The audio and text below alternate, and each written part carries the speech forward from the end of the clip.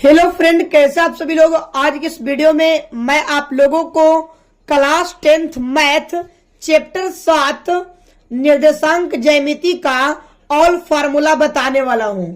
अगर आप ये वीडियो पूरा देख लेते हैं तो आपको 10 अंक तो पक्का हो ही जाएगा और इतने मजे के साथ, इतने हंसी मजाक के साथ आपको फार्मूला बताया जाएगा कि आपको एक भी फार्मूला में कोई दिक्कत नहीं होगा। और एकदम ये वीडियो कंसेप्ट का किंग है, एक भी कंसेप्ट आपको छूटने वाला नहीं है। तो आइए क्लास को स्टार्ट कर लेते हैं।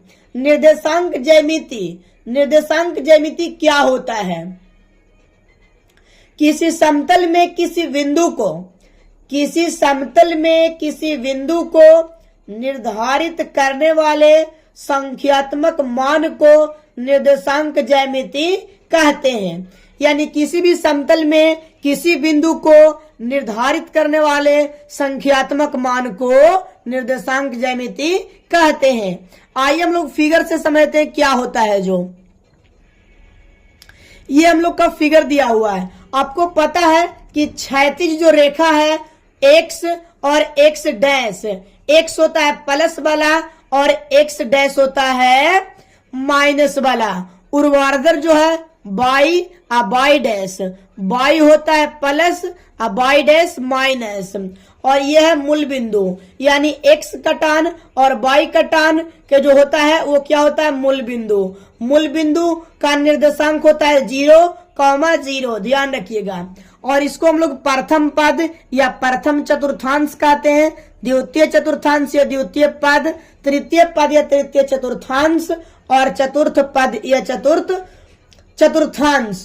तो आइए ये प्लस प्लस प्रथम पद जो होता है प्लस प्लस, क्यों? क्योंकि सबसे पहले हम लोग एक्स की ओर चलते हैं।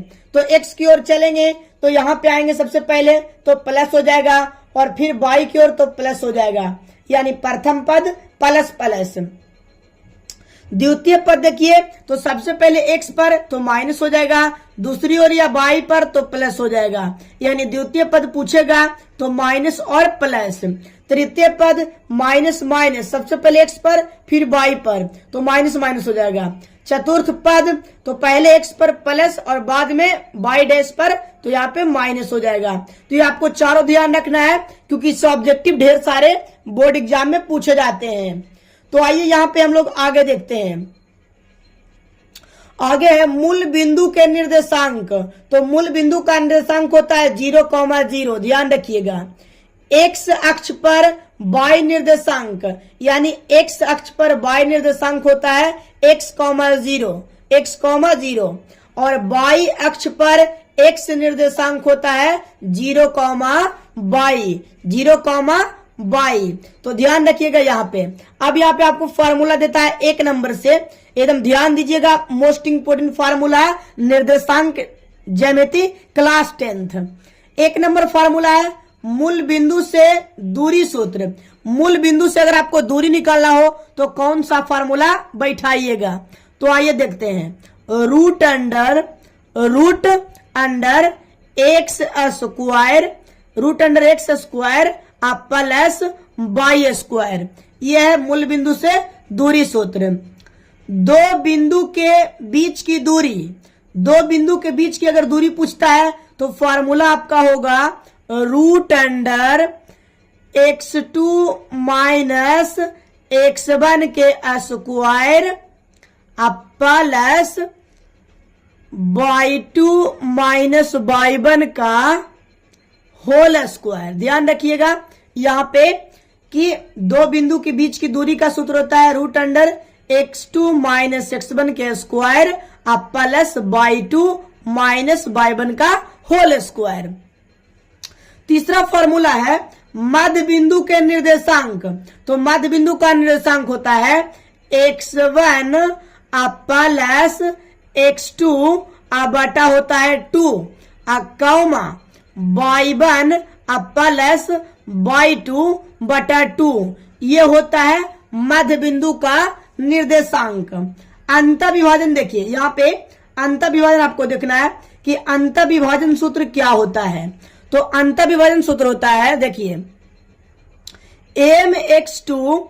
mx2 आप प्लस एन एक्स वन बटा M plus N comma M Y two plus N Y one बटा एम प्लस एन। ये फॉर्मूला है किसका जी? अंतःविभाजन सूत्र। किसका? अंतःविभाजन सूत्र है, यानी सेक्शन फॉर्मूला। ध्यान रखिएगा। अब इसी फॉर्मूला का बाह्य विभाजन देखिए, 5वां नंबर फॉर्मूला है कि बाह्य विभाजन सूत्र क्या होता है। तो यहाँ पे लिखिएगा, देखिए यहाँ पे M X two minus N X one बटा एम माइनस एन, और यहाँ पे देखिए comma M Y two minus N Y one बटा एम माइनस एन होता है। तो ये हो गया बाह्य विभाजन सूत्र। अब यहाँ पे आपको 3 फार्मूला आओ देखना है, 5 नंबर हो गया, और यहाँ पे देखिए आप 6 नंबर फार्मूला को, फार्मूला नंबर 6, फार्मूला नंबर आपको 6 देखना है। ठीक है, चलिए फार्मूला नंबर आपको 6 देखना है कि केंद्रक के निर्देशांक, केंद्रक का निर्देशांक क्या होता है, आइए देखते हैं। ठीक है, केंद्रक का निर्देशांक, तो केंद्रक का निर्देशांक हो जाएगा x1, देखिए x1 plus x2 plus x3 बटा 3। ठीक है, comma y1 plus y2 plus y3 बटा का हो जाएगा 3। ये है केंद्रक के निर्देशांक। x1 plus x2 plus x3 बटा 3, y1 plus y2 plus y3 बटा 3, यह है केंद्रक के निर्देशांक। अंतः केंद्रक के निर्देशांक देखिए, अंतः केंद्रक के निर्देशांक तो ये होता है ax1 हो गया ax1 plus bx2 plus cx3 बटा a plus b plus c, ये फॉर्मूला होता है। अब यहां पे देखना है कि बाई वाला में कॉमा, तो a by one plus v by two plus c by 3 बटा a plus b plus c। तो ये हो गया अंतः केंद्रक का निर्देशांक का सूत्र, ax1 plus bx2 plus cx3 बटा a plus b plus c, comma a by 1 plus b by 2 plus c by 3 बटा a plus b plus c।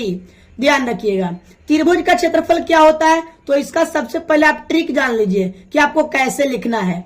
123, ठीक है, 123, 231 और 312, ये त्रिभुज के क्षेत्रफल के ट्रिक है। 123, 231, 312। तो आइए यहाँ पे हम लोग लिखते हैं त्रिभुज का क्षेत्रफल। ठीक है जी, तो त्रिभुज का क्षेत्रफल लिखिए। तो यहां से हम लोग लिखना स्टार्ट करते हैं 1/2,